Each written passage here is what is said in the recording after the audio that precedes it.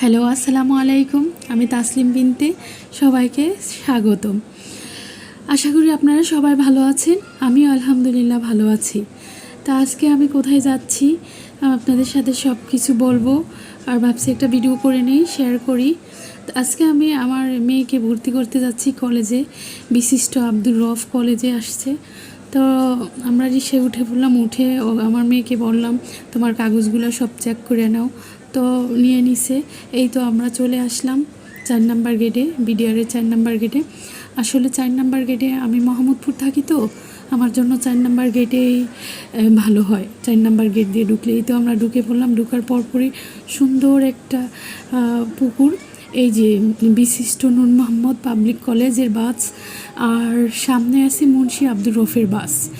আসলে এখানে একটা সুবিধা কি, আমাদের বাচ্চারা যখনই ছুটি হয় বা ছুটি হওয়ার পরপরই বাস থাকে, এখানে ঢুকার পরে বাসগুলো এভাবে দাঁড়ায় থাকে, লেগুনা থাকে।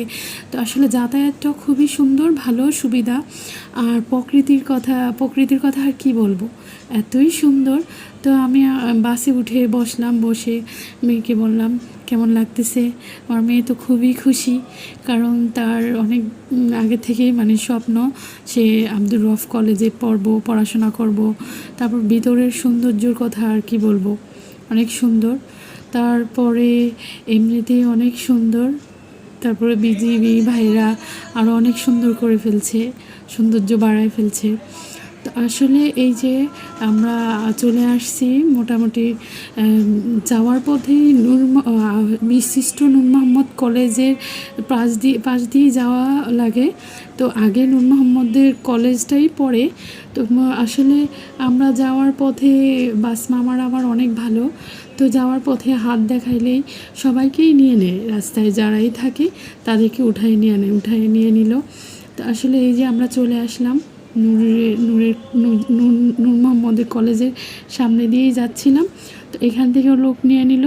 তো আসলে আমার মেয়ের চয়েস ছিল বিশিষ্ট নূর মোহাম্মদ কলেজে। তো আলহামদুলিল্লাহ রফ কলেজও খারাপ না, ভালো। আর এখান থেকে নূর মোহাম্মদ থেকে রফে যাওয়ার হেঁটে গেলে 10 মিনিট সময় লাগবে। আর যদি এখন আমরা বাস দিয়ে যাচ্ছি তো 2-3 মিনিট লাগবে। তো এই তো রওনা দিলাম রফ কলেজের উদ্দেশ্যে। আসলে যেতে যেতে মেয়েকে বললাম যে আমি আরেকবারও এখানে এসেছিলাম, তখনও অন্যরকম ছিল 3-4 বছর আগে। এখন ওই 3-4 বছর আগের থেকে আরও সুন্দর হয়ে গেছে জায়গাটা। আসলে আমার কাছে ভালোই লাগে। তো এই তো আমরা আস্তে আস্তে চলে যাচ্ছি। আর এর ভিতরে মেয়ের সাথে আরও অনেক গল্প কথা। আমার মেয়েটা আসলে অন্যরকম, সবসময় হাসি খুশি থাকার চেষ্টা করে। আপনারা সবাই দোয়া করবেন আমার মেয়ের জন্য। এই তো আমরা মোটামুটি চলে আসলাম। যে আসলে কি, এখানে যদি হেঁটে যাইতাম তাহলে আর একটু ভালো করে আপনাদের দেখাইতে পারতাম। তো আমরা বাসে যাচ্ছি, তো হেঁটে যাওয়া সম্ভব ছিল না। এই যে ক্যান্টিন, এখানে ড্রেস পাওয়া যায়, খাবারের সব বাচ্চাদের। তো আমরা এখানে একটু পরে চলে আসবো, ড্রেসের জন্য আগে ভর্তির কাজটা সেরে নিই। তো এই তো আমরা মুন্সি গেটে চলে আসলাম। আসলে বাসগুলো কি একটা নির্দিষ্ট জায়গায় দাঁড়ায় পড়ে। তো আমরা ওইখানে নেমে, বাস থেকে নেমে এই যে ঢুকে পড়লাম 1 নাম্বার গেট দিয়ে। ঢোকার পরপরই আমরা ওইখানে জিজ্ঞেস করলাম, বলল যে 102 রুমে সায়েন্সের ভর্তি নিচ্ছে। তো আমরা ওখানে চলে যাচ্ছি মা মেয়ে। আর আমার মেয়ের মুখের দিকে তো তাকানোই যায় না, খুবই খুশি সে আসলে। আর অন্যরকম। তো যাক, আমরা এই যে ভর্তির কাজ শেষ করে আবার বেরিয়ে গেলাম। তখন বাচ্চাদের ছুটি হয়ে গেছে। তো যেদিন আমি ভর্তি করতে গিয়েছিলাম ওই দিন আর কলেজ ছিল না, কলেজ বন্ধ ছিল, স্কুল ছুটি হয়ে গেছে। তো আসলে স্কুল ছুটির পরে ওই যে এই বাস দিয়ে আমরা 4 নাম্বার গেটে যাব। আর স্কুল ছুটির পরে বাসে ওঠাটা একটু কষ্টকর। তো আসলে আমি উঠে পড়লাম, আর আমার মেয়ে পিছনে দাঁড়ায় ছিল। তো আমি উঠে বসলাম। আমি বললাম তুমি তো দাঁড়ায় থাকলে হবে না, এভাবেই উঠা লাগবে।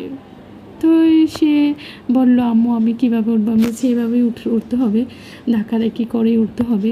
তারপরেও তুমি একটু সাবধানে উঠবা, যেহেতু তুমি নতুন। তো যাক, আমরা আবার 4 নাম্বার গেটের উদ্দেশ্যে রওনা দিলাম। এই তো আস্তে আস্তে চলে যাচ্ছি, আর মেয়ে অনেক গল্প বলতেছে, অনেক কথা বলতেছে। তো আমার পাশে আবার আরেকটা মেয়ে বসছে। তো ওই মেয়েটাও বলতেছে, আপু তুমি কি এখানে ভর্তি হয়েছো? তো মেয়ে বলতেছে হ্যাঁ। তো আসলে এই তো চলে আসলাম বিজিবির 4 নাম্বার গেটে। এখন আমরা বেরিয়ে যাব।